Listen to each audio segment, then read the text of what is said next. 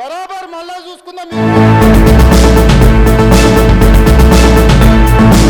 Welcome to meeting news. నేను ప్రసాద్. పాలమూరులో ఊరు లేదు, పార్లమెంట్ లో నోరు లేదు. అసలు ఎవరు అనలేదు ఈ మాట. సాక్షాత్తు యనమల రేవంత్ రెడ్డి గారు అసెంబ్లీలో అన్నారు. నిజంగా పాలమూరులో ఎంపీ సీటు కోసం మేము ఎమ్మడుంటే మేము ప్రచారం చేసి ఎంపీగా గెలిపిస్తే పాలమూరుకి ఒక పని కూడా చేయలేదు. అన్నం పెట్టినోనికి సున్నం పెట్టిండు. అసలు యనమల రేవంత్ రెడ్డి గారు బీఆర్ఎస్ నాయకుల మీద, బీఆర్ఎస్ ప్రెసిడెంట్ మీద చాలా ఘాటైన విమర్శలు చేశారు. అసలు ఎందుకు ఈ మాటలు అనాల్సి వచ్చింది బీఆర్ఎస్ నాయకుల మీద? ఈ రోజు జరిగిన సమావేశాలలో బీఆర్ఎస్ నాయకుల మీద కౌంటర్ వేయడానికి రేవంత్ రెడ్డి గారు చాలా సీరియస్ గా వ్యాఖ్యలు చేశారు. అన్నం పెట్టినోనికి సున్నం పెట్టాడు కేసీఆర్ గారు. పాలమూరులో ఊరు లేదు, పార్లమెంట్ లో నోరు లేదు. నమ్మించినోనికి మోసం చేసిన వ్యక్తి ఎవరన్నా ఉన్నారంటే అది బీఆర్ఎస్ నాయకులు, బీఆర్ఎస్ కుటుంబ సభ్యులు అని సాక్షాత్ ఎమ్మెల్యే రేవంత్ రెడ్డి గారి వాళ్ళ మీద కాంట్రవర్సీ వ్యాఖ్యలు చేశారు. నిజంగా ఈ భూమి మీద కృతజ్ఞత లేని వ్యక్తులు ఎవరైనా ఉన్నారంటే ఆ కుటుంబ సభ్యులే. దానికి ప్రత్యేకంగా చెప్పనవసరం లేదు. పార్లమెంట్ లో మేము కూటమితో ఎంబడుండి ఎంపీగా గెలిపించుకుంటే తట్టెడు పని కూడా చెయ్యనిటువంటి నాయకుడు ఎవరన్నా ఉన్నారంటే అది కేసీఆర్ గారు. అసలు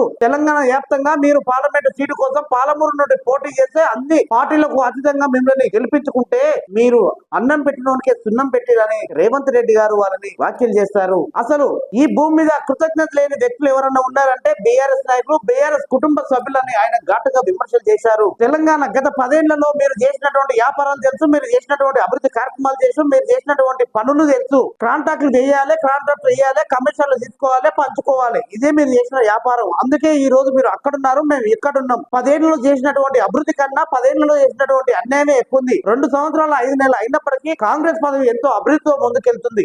అయినా కూడా మీరు నడుస్తున్న కాలంలో కట్టే అడ్డం పెడుతున్నట్టుగా ఉంది మీ వ్యవహార శైలి. అసలు మీ ఇంట్లోనే సొంత చెల్లికి కూడా మీరు న్యాయం చేయలేని వాళ్ళు రాష్ట్ర ప్రజలను ఏం పట్టించుకుంటారా అని రేవంత్ రెడ్డి గారు ఘాటైన విమర్శలు చేశారు బీఆర్ఎస్ నాయకుల మీద. సొంత చెల్లిని మీరు లిక్కర్ క్యాన్ మీద జైల్లో కూర్చోబెడితే కూడా ఒక్కరు కూడా పరామర్శించని పరిస్థితుల్లో మీరు ఉన్నారు. ఈ రోజు రాష్ట్ర ప్రజల కోసం, రాష్ట్ర ప్రజల శ్రేయస్సు కోసం, రాష్ట్ర ప్రజల అభివృద్ధి కోసం, రాష్ట్ర ప్రజల సంక్షేమ పథకాల కోసం ఈ రోజు అసెంబ్లీలో మీకు ఇచ్చిన సమయం మొత్తము కాలయాపన చేస్తున్నారు. కేవలం ఏదన్నా పథకాల గురించి సమస్య వచ్చినా డిస్కషన్ చేయడానికి అవకాశం ఇచ్చిన కూడా సమయం వృధా చేస్తున్నారని పదే బీఆర్ఎస్ నాయకుల మీద ఘాటైన విమర్శలు చేశారు. మరొక కీలకమైన అంశం కూడా ఈ రోజు ఆయన చెప్పే ప్రయత్నం చేశారు. నా కాలి గోటికి కూడా సరిపోరు అక్కడ ఉన్న మీరు కామెంట్ చేస్తున్న వాళ్ళని బీఆర్ఎస్ నాయకుల మీద బలమైన వ్యాఖ్యలు చేశారు. నా కాలు గోటికి కూడా సరిపోరు, మీరు ఇంకా 10 ఏళ్ళు కష్టపడ్డా సరే, 10 ఏళ్ళు పోరాటం చేసినా సరే, మీ కుటుంబంలో ఎంత మంది ఉన్నా సరే అంతమంది రాండి నన్ను ఓడగొట్టడానికి, మళ్ళీ నేనే సీఎం అవుతానని ఈ రోజు ఛాలెంజ్ విసిరాడు